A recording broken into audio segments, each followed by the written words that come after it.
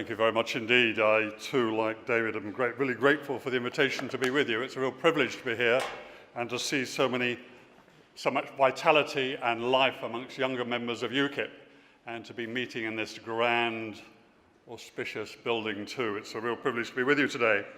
I'm going to slightly shorten what I wanted to say, partly because I'm slightly later in the programme than I thought I was going to be, and I need to rush off and catch a train. But I did want to talk to you about existential threats, what I see as existential threats to our society. And the first one is related to the family. Now, the family is the bedrock of a healthy society. And by family, can I just define it for what I understand it? A family is a mother, a father, and children. I recognise that we have all sorts of other domestic arrangements. This is the 21st century, and people can choose to have other forms of arrangements. I'm going to come back, domestic arrangements, and I'm going to come back to that. But at the root, for thousands of years, our society and other societies have been built around the basic unit of a mother, a father, and children. It varied a bit and so on, but that has been the bedrock. And my understanding is the reason why Gerard has appointed me as families and children spokesperson is because he wants me to champion that basic bedrock of our society. And to champion it because it has been under threat and under attack for some half a century now in our country. It has been mocked and has been derided. It has been taxed. It has been undermined in the benefit system.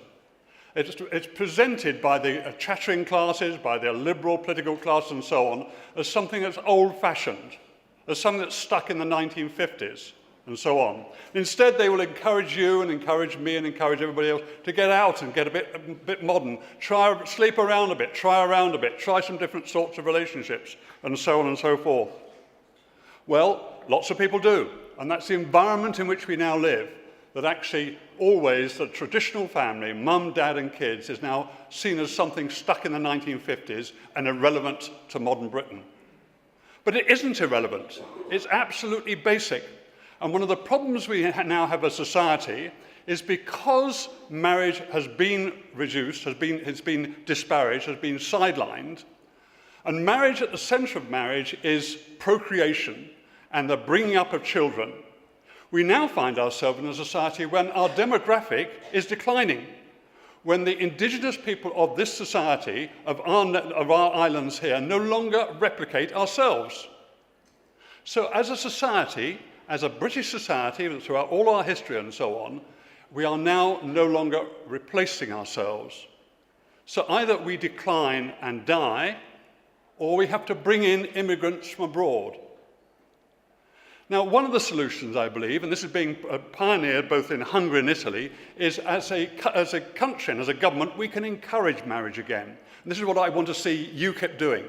We can once again say that marriage, a normal traditional family, is something that is good. We are not saying, in our democracy, that people can't choose other forms of domestic arrangements. But for instance, at the moment, a friend of mine explained to me, he did a calculation. He is married, and he's disabled, and has a wife that worked full-time. So he's partly on benefits and so on. He worked out that if he and his wife separated, there would be 3,000 quid a year each better off if they were separated. In other words, the way our government now, after 50 years of disparaging and mocking and sidelining the traditional family, we're now in a situation when the government is encouraging couples and encouraging married couples to be separate. They'd be better off if they did separate. It's known as the couples penalty. So as a party, we are going to come down hard against this. We're going to tilt the whole benefits and tax system back in favour of marriage.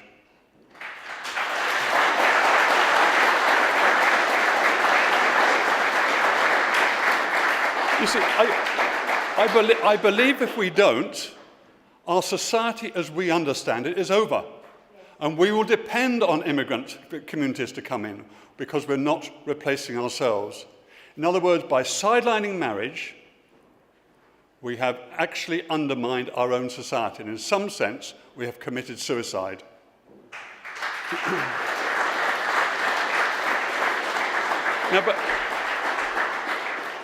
Now both Gerard and David have mentioned about the whole transgender issue and so on and so forth, and they quite rightly said we are going lunatic as a society.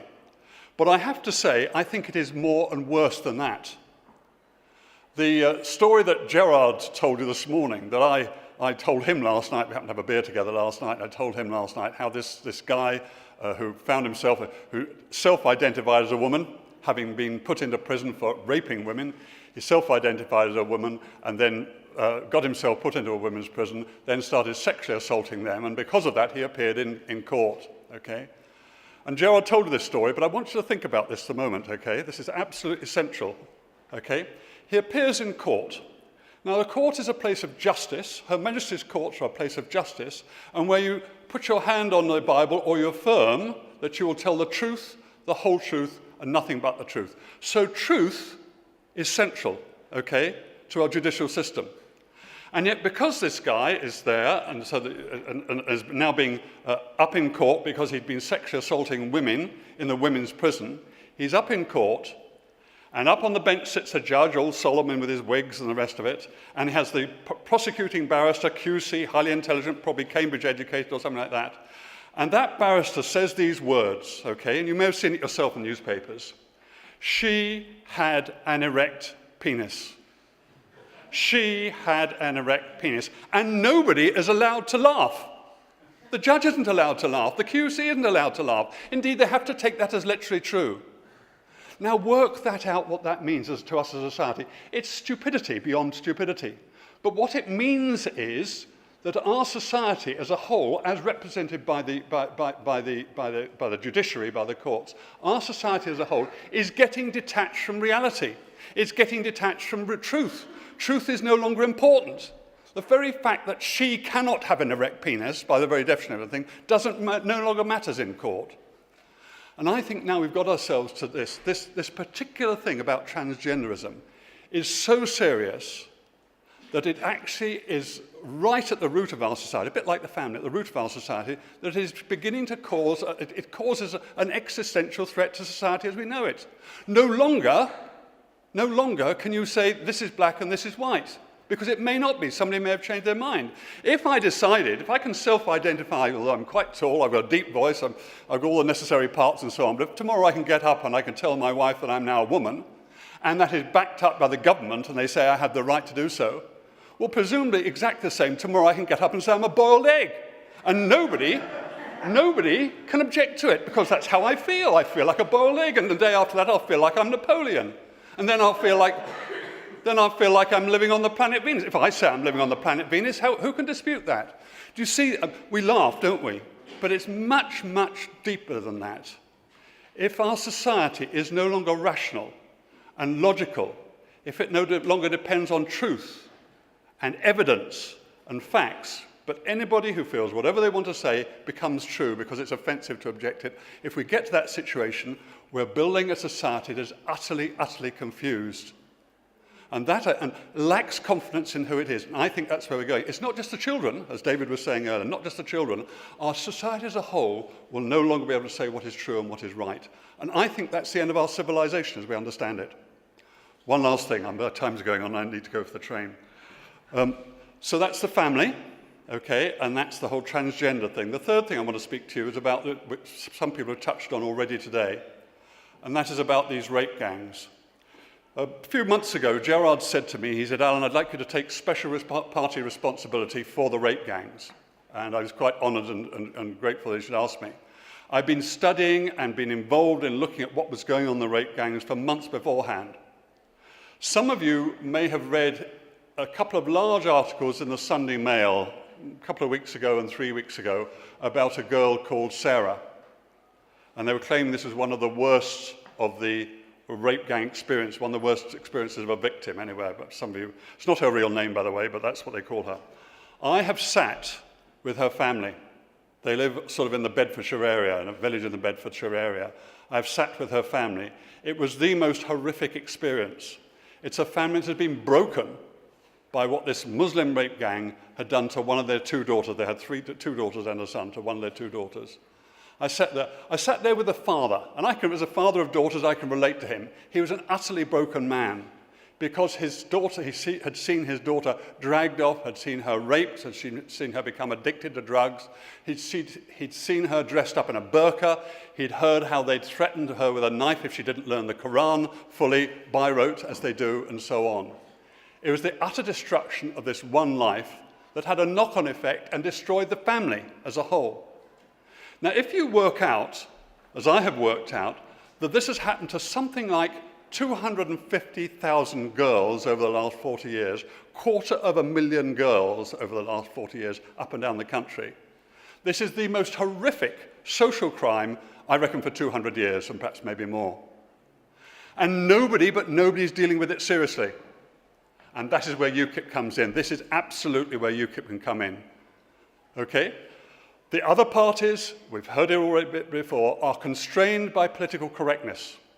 They will not tackle it for politically correct reasons. We all know that these are being done by Muslim gangs, predominantly Pakistani, but not only Pakistani, Afghani and Yemeni and so on and so forth.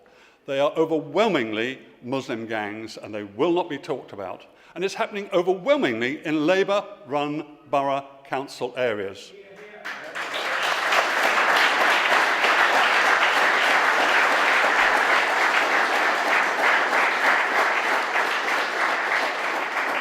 Now, I, like you, am angry with what the perpetrators have done to these girls. They have destroyed life after life after life, and I'm very angry about it. But I'm equally angry with these predominantly Labour councils, and quite often the local police force as well, but these predominantly Labour councils, be they Rotherham or Rochdale or Newcastle or Peterborough or Burnley or wherever you go to, I can name dozens of them, Labour-run councils, who have known this is going on, and for politically correct reasons and because of their own electoral self-interest, bear in mind 85% of Muslims vote Labour, they have looked the other way and let this happen. It's time we, as UKIP, got our big boots on.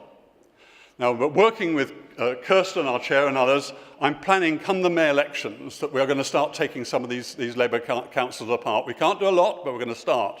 We're going to choose them. And we're going to start exposing what they have been doing. What they have been doing nothing. We're going to start exposing that. It will be hugely controversial because the Labour Party won't like it, but we're going to go after them. We're going to go after them in Rochdale. We're going to go after them in Bradford. We're going to go after them maybe in Rotherham and other places like that.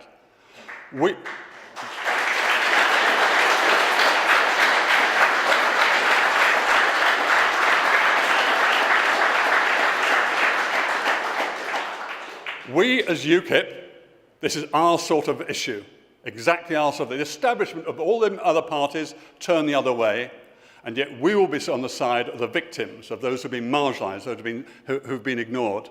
So we'll go after them. We'll get for them justice, not just the justice for the perpetrators, who are increasingly now appearing in court, but justice from those in authority, those with a duty of care, like the Labour Party and the police and so on, who look the other way.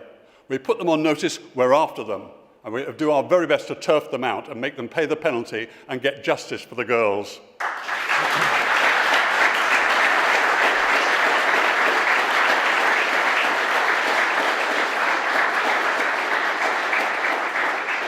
One last thing. Please don't listen to those who tell you it's all being dealt with. I went to Rotherham a week ago, and I spoke to a key person there. I won't name her, but a key person there. And she says, Alan, it is still happening on the streets of Rotherham today, despite all the publicity, despite all the inquiries, despite all the police, it is still happening on the streets today. He said, not only that, but the police are not doing what they should be doing, taking disruptive activity against these gangs. Why? Because of political correctness. So it's happening in Rotherham, it'll be happening in Rochdale, it'll be happening in Newcastle, it'll be happening in Bristol, it's happening now. You and I have a task in hand. As a party, we have a task in hand. It's time we got rid of this political correctness, it's time we got rid of the Labour Party in these places and established justice for these girls once again. God bless you, thank you.